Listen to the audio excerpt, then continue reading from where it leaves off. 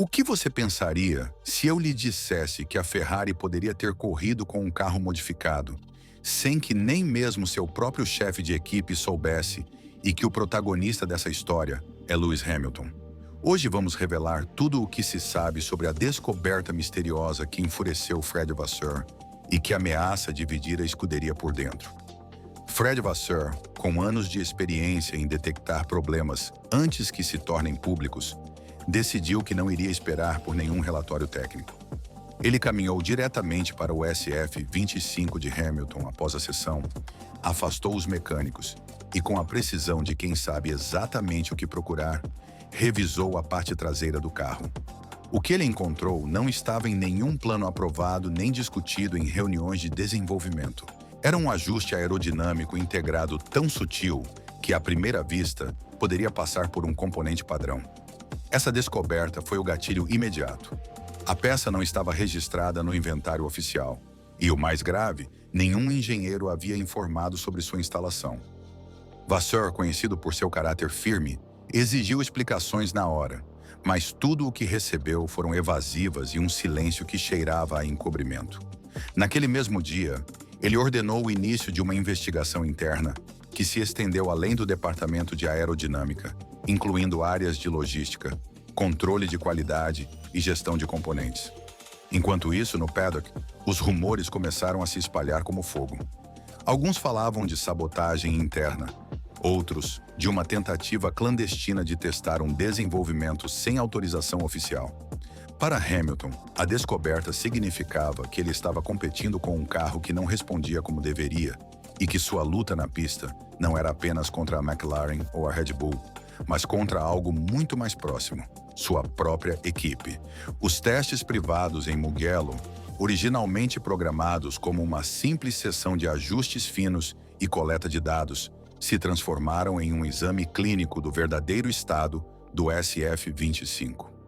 Era um dia claro na Toscana, com o circuito oferecendo suas longas retas e curvas de alta velocidade exigentes, perfeitas para avaliar a estabilidade e a carga aerodinâmica do carro em condições controladas. Hamilton, com a concentração fria de quem passou milhares de horas em testes, completou voltas em ritmo crescente, buscando o limite real do carro. No início, as sensações eram ambíguas. Nos setores lentos e médios, o carro parecia responder com a precisão esperada. Mas assim que as curvas rápidas entravam em cena, surgia um fenômeno inquietante. O volante transmitia uma leve instabilidade, como se a traseira não estivesse bem ancorada ao asfalto. O britânico, acostumado a detectar problemas milimétricos no comportamento do carro, sabia que não se tratava de uma simples questão de ajuste. A telemetria começou a revelar o que suas mãos já haviam sentido: uma perda progressiva e constante de carga aerodinâmica em zonas de alta velocidade, especialmente no segundo setor do traçado, onde Mugello exige uma resposta perfeita do fluxo de ar e da suspensão traseira. Os dados mostravam quedas de desempenho que não podiam ser explicadas apenas pelo desgaste ou variações no combustível. Era um padrão repetitivo, volta após volta, indicando um defeito profundo, não uma falha pontual. Os engenheiros revisaram os ajustes e até simularam cenários extremos para forçar uma resposta diferente, mas o problema persistia. A conclusão preliminar foi devastadora. Não se tratava de um ajuste errado, mas de um defeito de projeto embutido na arquitetura do SF-25. A correlação entre os dados do túnel de vento e o comportamento real na pista estava quebrada, o que significava que muitas das decisões de desenvolvimento tomadas em Maranello poderiam ter sido baseadas em informações enganosas. Para Hamilton, aquele dia foi uma revelação amarga. Em particular, ele confessou a pessoas de seu círculo que o carro não precisava apenas de ajustes, mas de uma revisão estrutural para ser realmente competitivo. As esperanças de encontrar um ponto de inflexão em Mugello se transformaram na certeza de que a temporada seria uma luta difícil e que o que foi descoberto na Áustria poderia ser apenas a ponta do iceberg de um problema muito mais profundo. A análise técnica do SF-25, feita a partir dos dados coletados tanto em corrida quanto em sessões privadas, não deixava espaço para otimismo.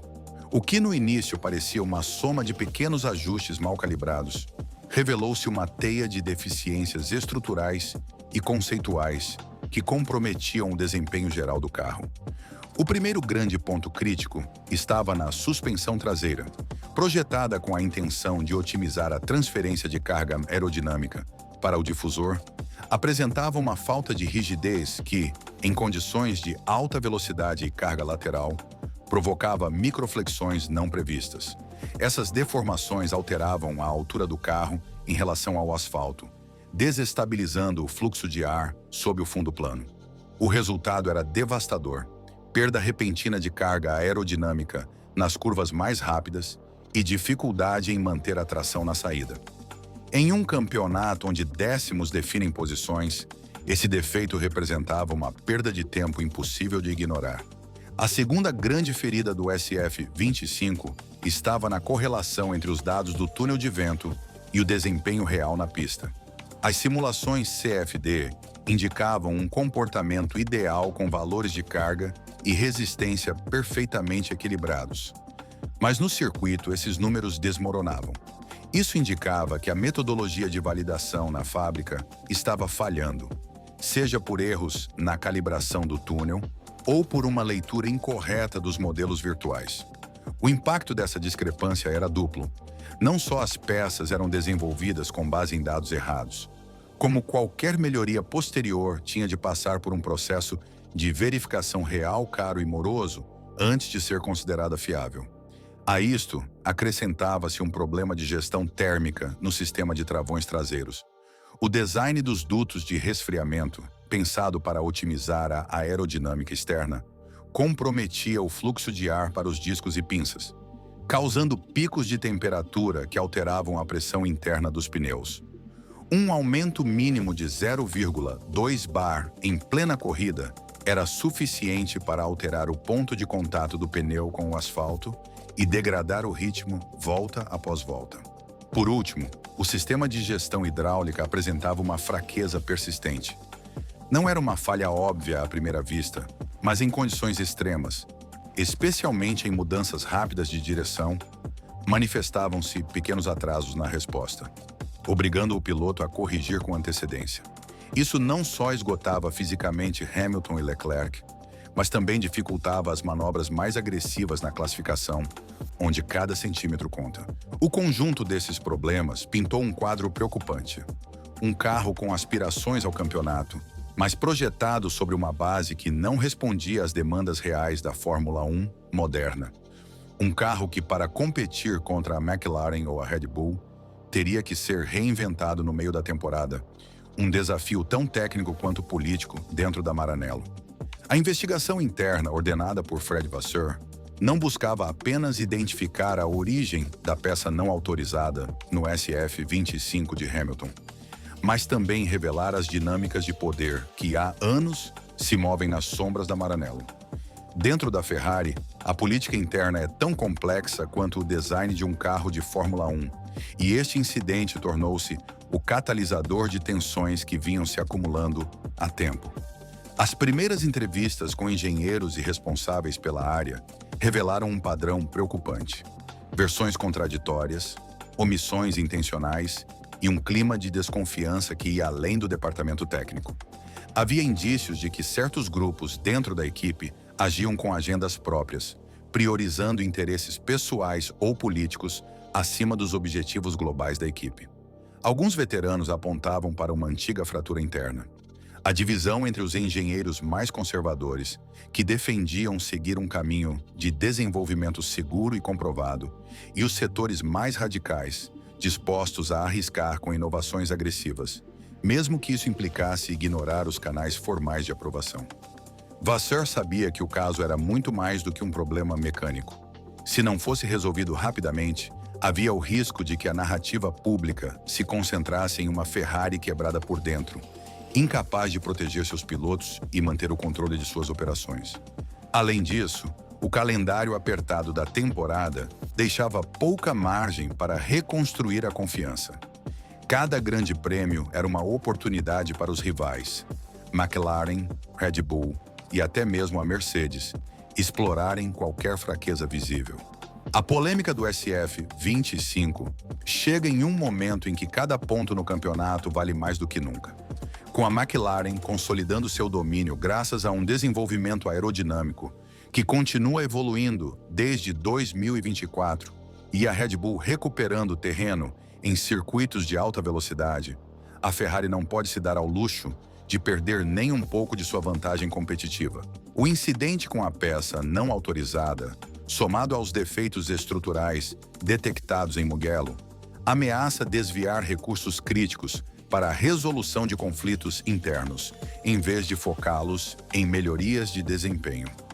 Um único abandono ou um resultado fora do pódio nesta fase inicial pode significar perder o trem na luta pelo campeonato de construtores. E embora essa temporada seja longa, as oportunidades para recuperar terreno são drasticamente reduzidas quando a concorrência direta é capaz de introduzir melhorias eficazes em quase todos os grandes prêmios. Vasseur sabe disso.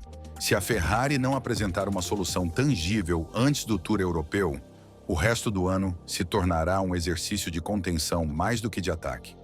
Para Hamilton, o panorama é duplamente complicado. Sua chegada a Maranello foi vendida como o início de uma nova era, uma combinação de experiência e fome de títulos que deveria levar a Ferrari de volta ao topo. Mas com o SF25 em dúvida, sua narrativa pessoal corre o risco de se transformar na de um campeão preso em um projeto instável. Cada fim de semana em que a McLaren ou a Red Bull o vencem se torna um argumento para aqueles que duvidavam de sua contratação. E essa pressão externa, somada à interna, pode afetar seu desempenho e sua relação com a equipe. Em nível estratégico, o incidente pode até condicionar a futura formação de pilotos. Se a tensão entre os setores internos da Ferrari se intensificar e Hamilton perceber que não está recebendo um carro capaz de vencer, além de 2025, não haveria garantias. O mercado de pilotos, já agitado com movimentos inesperados na Red Bull e na Mercedes, poderia ver Hamilton como uma peça-chave para um efeito dominó que alteraria completamente o grid de 2026. A pergunta que paira no paddock é se a Ferrari tem a capacidade e a vontade de fechar fileiras para transformar esta crise em uma oportunidade de coesão e melhoria. Se conseguir, a temporada ainda pode ser salva e a história vai lembrar esse episódio como o ponto de inflexão que acendeu a reação da equipe. Mas se falhar, o que aconteceu com o SF25 ficará marcado como o início de uma queda que nem a experiência de Hamilton nem o talento de Leclerc conseguiram evitar.